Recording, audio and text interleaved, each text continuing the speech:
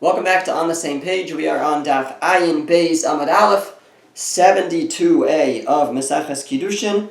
We're starting 6 lines from the bottom of the page. In the middle of the line, the Gemara says, Ki hava nicha nafshe de Rebbe.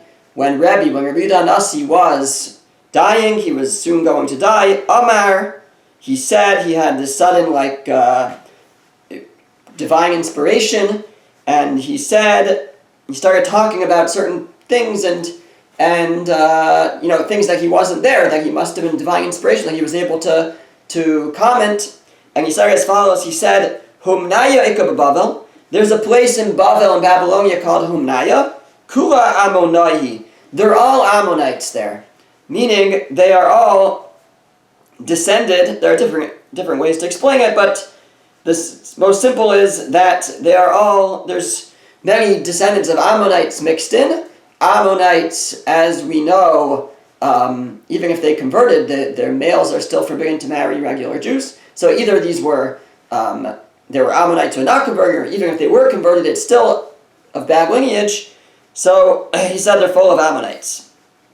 Miskaria Kabavel. There's a place called Miskaria, Kula de Mamzirahi. That place, Miskaria, it's full of Mamzerim. Birka Ika Bavel. There's a place in Bavel called Birka, and Shnei Achim Yeshba. There are 2 brothers there, Shemachlifim Nishoseim Zelazeh, who trade wives with each other and produce Mamzerim.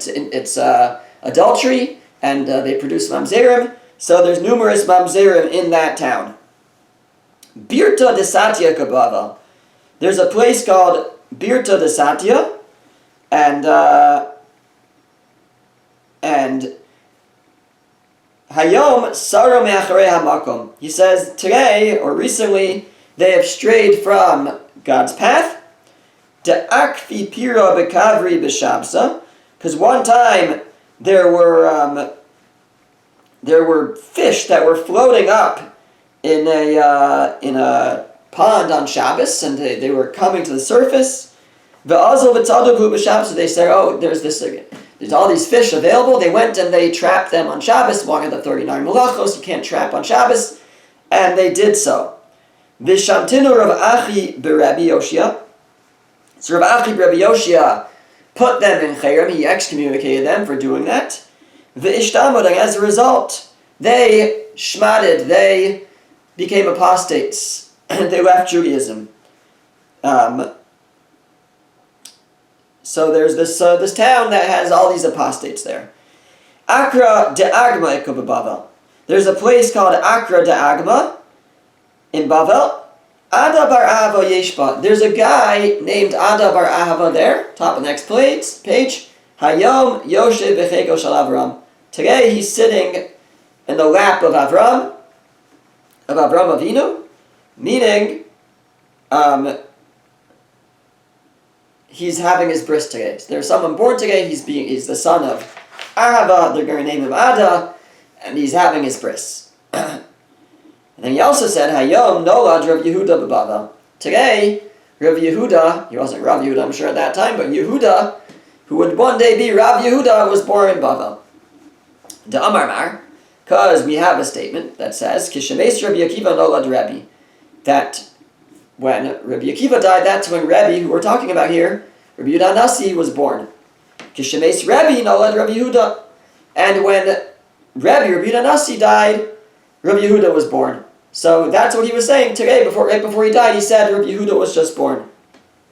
Kishemes Rabbi Yehuda Nolad Rava. When Rabbi Yehuda died, Rava was born. Kishemes Rava Nolad Rav Ashi. When Rava died, Rav Ashi was born.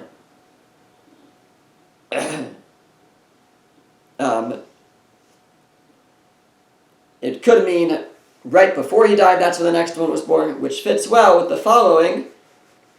To teach you that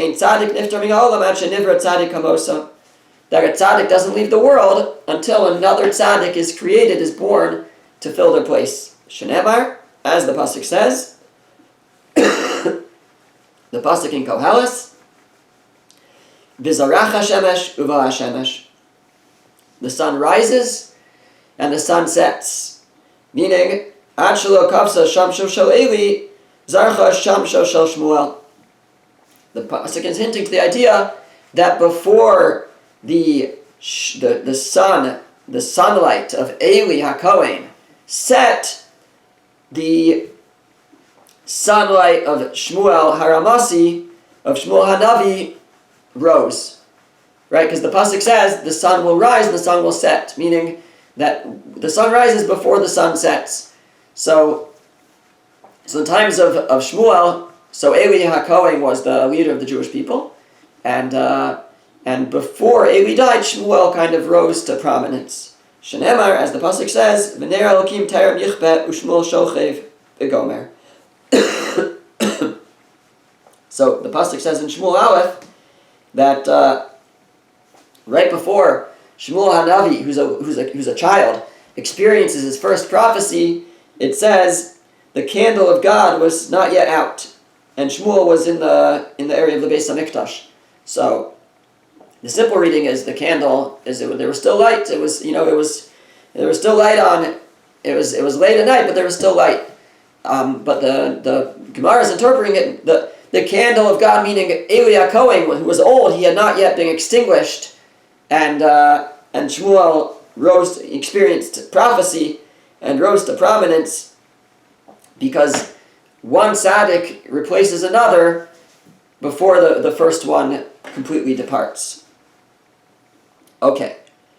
Now the Gemara quotes a pasuk in Eicha, and this ties back to one of the comments that Rabbi Yehuda Nasi made right before he died. The pasuk says, Tziva Hashem leYaakov, Hashem has commanded for Yaakov, for Jacob, Svivav Tzarav, that he'll have enemies around him. So the idea is that you have Ammon, you have Moab living around Eretz Yisrael.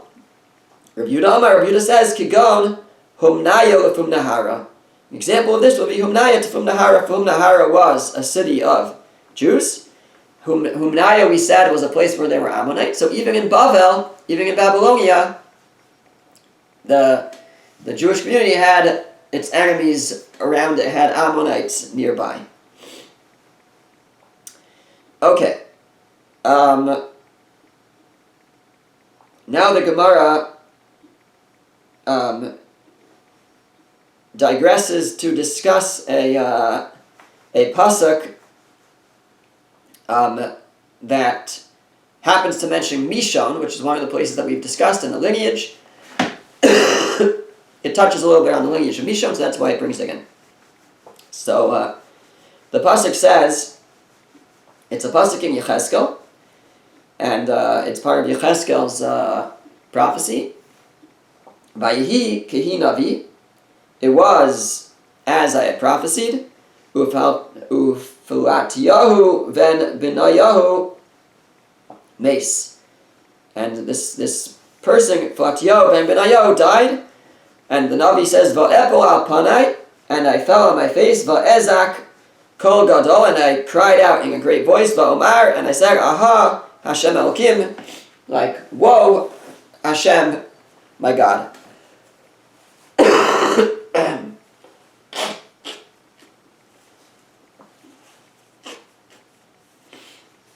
Excuse me. Okay, so what happened here? So Flatio was apparently this important Jewish officer in the beginning of the exile, the Babylonian exile, and when he died, so it says that Yecheskel cried out this cry. Now, why was he crying out? So the Gemara says, Rav Shmuel, it's a machlokes, a dispute between Rav and Shmuel. Chad amar latova v'chad amar l'ra. One of them regarded Flatio as good, and therefore that's why he was crying out that he died young, and that was what upset the Navi, the prophet. V'chad amar l'ra. One said that no, Flatio was bad, and he was upset because he died peacefully. He didn't get punished to die a difficult death. Manda amar latova. The one who says that Flatio was good, where do we see that? Kiha de Istandara de Mishon. Because there was this fellow Istandara who was from Mishon. Chasnei de Nebuchadnezzar Havan. He was the son-in-law of Nebuchadnezzar. So Shalach Le, he sent a message to his father-in-law Nebuchadnezzar, Mikuli Haishavya, the Isis Lach Lo Shadartalan, to Kail Kamanim. I brought you all these captives, and you didn't share any with us to be our slaves. So Nebuchadnezzar said, you're right, I have to send you some slaves. So he was going to send him Jewish captives to be the slaves for his son-in-law, Istandara. Amar le Flatio ben Menayo. So this guy, Flatio, who I guess had the ear of Nebuchadnezzar, this Jewish officer, he said, Anandecha Shvinan Nekum Kamach. He said, we are important. We should serve you. Hacha, over here. Ve'avdin Nizula Hasam. Our slaves should go and be slaves to your son-in-law. And Nebuchadnezzar listened. So this apparently was a big accomplishment for the Jewish people, that they didn't have to be slaves to the slaves. They didn't have to be slaves to the son-in-law. They could be slaves to Nebuchadnezzar. The Amar Navi. So the Navi said, Misha Asa Tova B'Yisrael. This guy who did such good for Israel, Yom was B'chatz Yamav, he should die half his days, he should die young.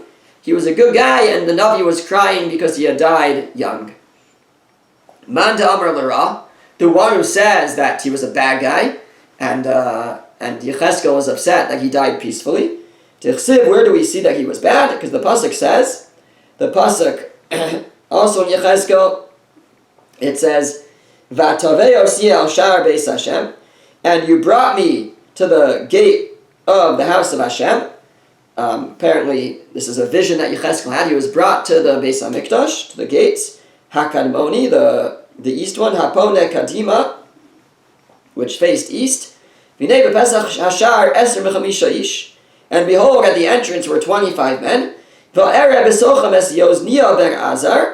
And I saw amongst them Yaazania ben Azur and Platiyahu ben Benayahu, Sareham, the officers of the nation. So amongst these 25 people was Platiyahu, Uksiv, and it also says elsewhere in Yechezkel, actually a couple chapters later, a different vision, but seemingly of the same scene. When you brought me to the courtyard of the house of God, Hapnimis, the inner courtyard, and behold, by the entrance to the Heichal, to the Beis HaMikdash, between the entrance hall and the Mizbeach, there were about 25 men. So the same, sounds like it's the same people, the same 25 men, and that means among them was Flatio. And it says, Acharem al Heichal Hashem, their backs were towards the Beis HaMikdash, Ufneim Kedma, and their faces were east. So ask the Gemara, that's redundant. Mimashma shene'amar ufneim kedma, from the fact that it says that they were facing east, don't I know that their backs were to the west? So I know that if it says they were in front of the Beis HaMikdash, and their faces were to the east, then I know their backs were to the Beis HaMikdash, towards the west. So why did it say that they had their backs towards the Beis HaMikdash? So it must be telling us something, and that their backs were towards the Beis HaMikdash. What were they doing with their backs towards the Beis HaMikdash? Melamed, it teaches us, Shahayu mafriying atzmam, that they were exposing themselves, umatrizing atzmam klapi ma'ila, and they were relieving themselves towards the heavens, meaning towards the Beis HaMikdash, towards God, and they were committing this disgusting act of excreting towards the Beis HaMikdash. So, and the Navi speaking in Lashon Naki, in clean terms, by saying their backs were towards the Beis HaMikdash. V'ka'amar Navi, so the Navi Yechezkel says, when he hears that Platiyahu died, who was amongst these people, Misha asa hara hazos b'Yisrael, the one who did such a terrible thing, Yamos amitaso, he should die in bed a peaceful death. That doesn't seem right. That's why the Navi cried out. So we have one opinion that Platiyahu was regarded as good because of something good he had done. Another opinion he was regarded as bad because of something bad he had done. Now, who held what? We know one was Rav and one was Shmuel. We don't know who said what. So the Gemara says, Tistayim de Shmuel d'Amar l'Ra.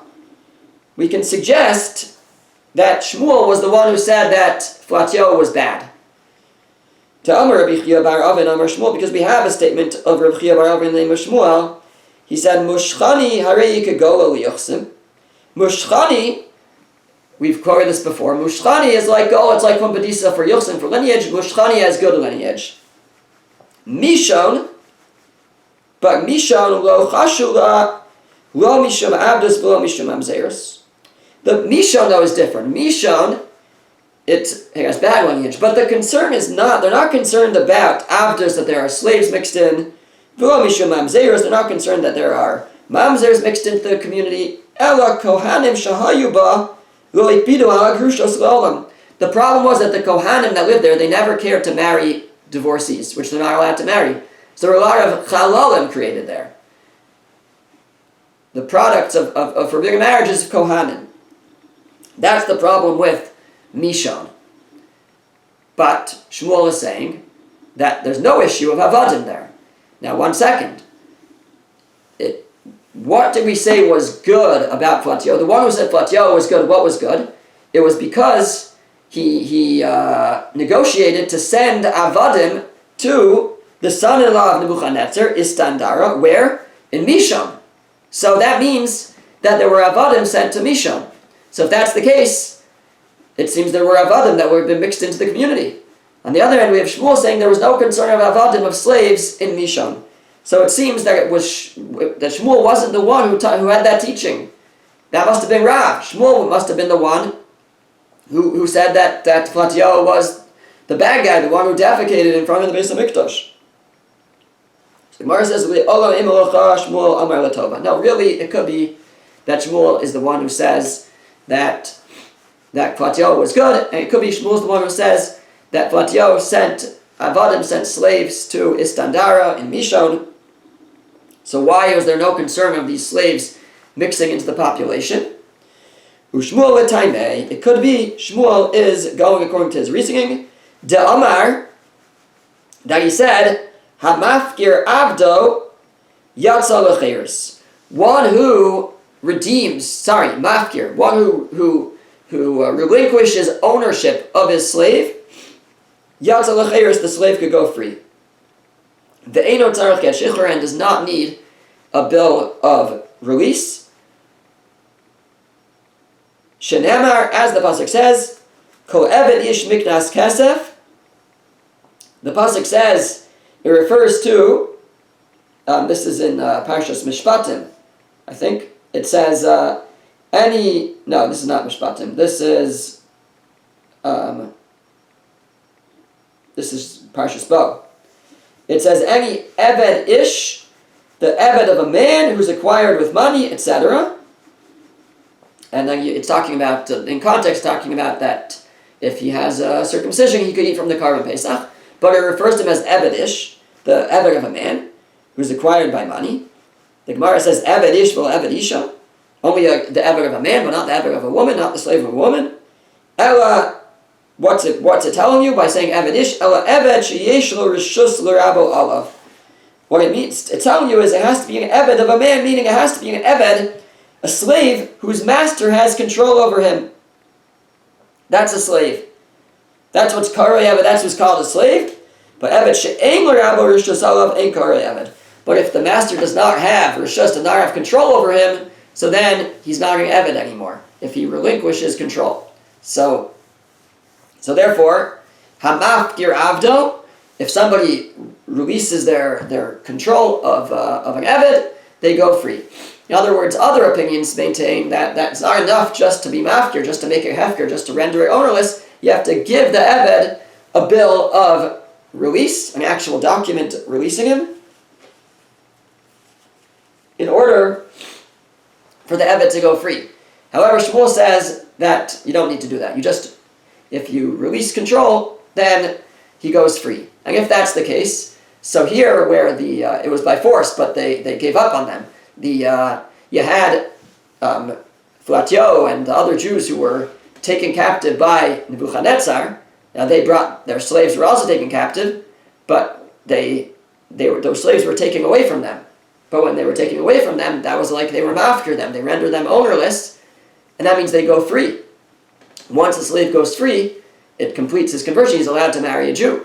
So the slaves that were taken by Istandara from the Fatyo and his people and brought to Mishan, they were released slaves. That means it was okay for them to marry a Jew. That means their lineage wasn't tainted.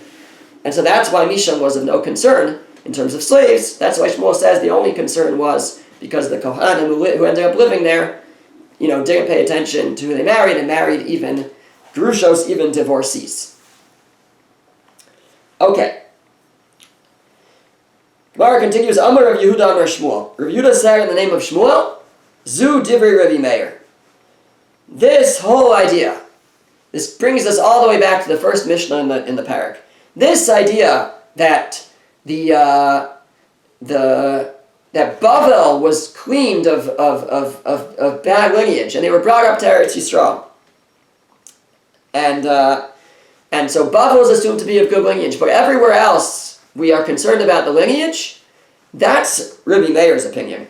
Aval Chachamim Omrim, but the Chachamim say, Kol Aratos B'cheskes Kasher Seimomdos. All lands are assumed to be B'kashers, are assumed to be of good lineage. So we have a machlokas, how we look at other lands. Is it only Bavel that we assume to have good lineage? That's the opinion of Rabbi Meir. The Chacham say no, all lands. Based on this, a Meimar Shtarle Rav Huna Bar Nasan L'Mitzah Vitzah Mechuzaisa. A Meimar allowed Rav Huna Bar Nasan to marry a woman from Itzah Mechuzaisa, from Mechuzah. Mechuzah was a city. It seems it was a Babylonian city, but it was apparently outside the boundaries of good lineage. And yet, Ameimar allowed Rav Huna to marry a woman from there, maybe without looking into her. So Amar Le Rav Ashi said to my Daitech, what is your thought process with this? Damar Rav Yehuda Amar Shmuel, is it because Rav Yehuda said in the name of Shmuel, Zudiv Rabbi Meir, that it's only Rabbi Meir who says that outside of Bavel is bad lineage? Aval Chachamim Omrim, but the Chachamim say, Kol Aratzos B'cheskes Kasher Seimomdos, that all the lands are assumed to be kosher. And so you said, it's fine, listen to Chachamim, you can marry a woman from Mechuzah without looking into her. V'ha Bei Rav Kahana lo masni hachi. But in the Beis Medrash of Rav Kahana, they didn't teach that. Ubei Rav Papa lo masni hachi. In the Beis Medrash of Rav Papa, they didn't teach that. Ubei Rav Zvid lo masni hachi. And in the Beis Medrash of Rav Zvid, they didn't teach that. So Ameimar, this is debated what the Chachamim actually said, I guess, with regards to other places. And they assume that even in the name of Shmuel, they have a tradition from Shmuel that it's only Bavel is of good lineage, but everywhere else is Isa, is mixed up lineage.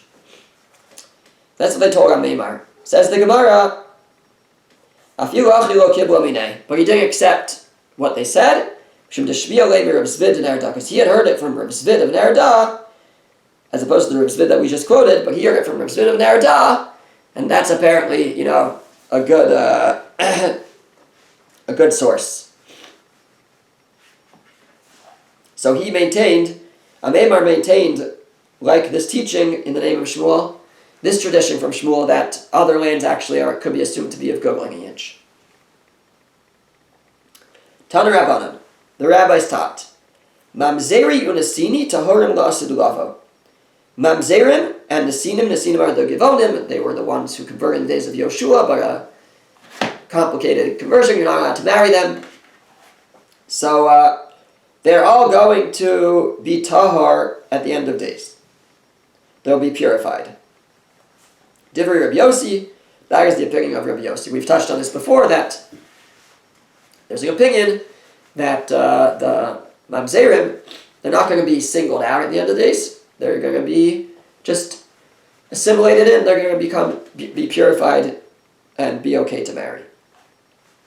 Rabbi Meir Omer, Ein Tahor. Rabbi Meir says they're not going to be tahor. They're not going to be purified. Amar lo Rabbi Yossi. Rabbi Yossi said to him, Balo kvar nemar. But the pasuk says, pasuk in Yechezkel, Bizarakti aleichem mayim tahor mutahartem. The Navi says, God says, I'm going to sprinkle on you pure waters and purify you. So they're going to be purified.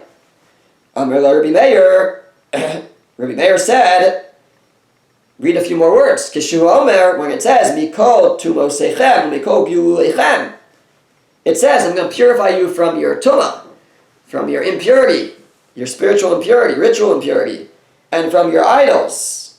I'm going to get rid of the idols, I guess. That's what it means. The loming on mamzeres, but not from mamzeres, doesn't mean that the mamzerim are going to be purified. Amar lo Rabbi Yossi, but Rabbi Yossi said back, Shomer atayr eschem, havi omer afning on mamzeres. But then the pasuk goes on and it says, at the end it says, atayr eschem, I'm going to purify you. It repeats it. That's to include mamzerim even. The mamzerim are going to be purified. So the machlokes, we have a dispute. Rabbi Yossi says mamzerim and the sinim are going to be purified at the end, and Rabbi Meir argues and says they won't. Says the Gemara, Bishlama Rabbi Meir. It makes sense according to Rabbi Meir, Hainu Dechtiv, that which the pasuk says. This is a pasuk in Zechariah. It says, V'yoshav mamzer ba'ashtod. The mamzer will dwell in Ashdod. Again, speaking, prophesizing about the end of days. So, it sounds like there's still a mamzer, though. We're going to separate the mamzer. They're going to have their own place, Ashdod, to live. El Rabbi Yossi mai v'yosha mamzer ba'ashdod. According to Rabbi Yossi, what does it mean the mamzer will dwell in Ashdod?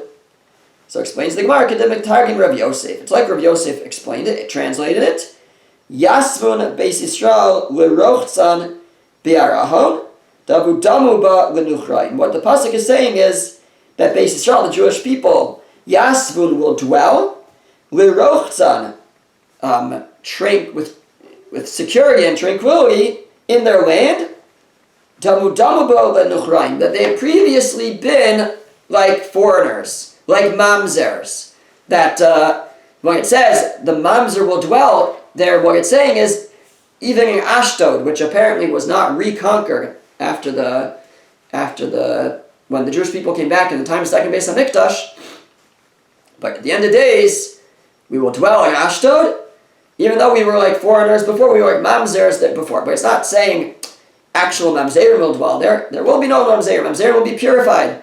But what it means is that those who were foreign will dwell in Ashdod again.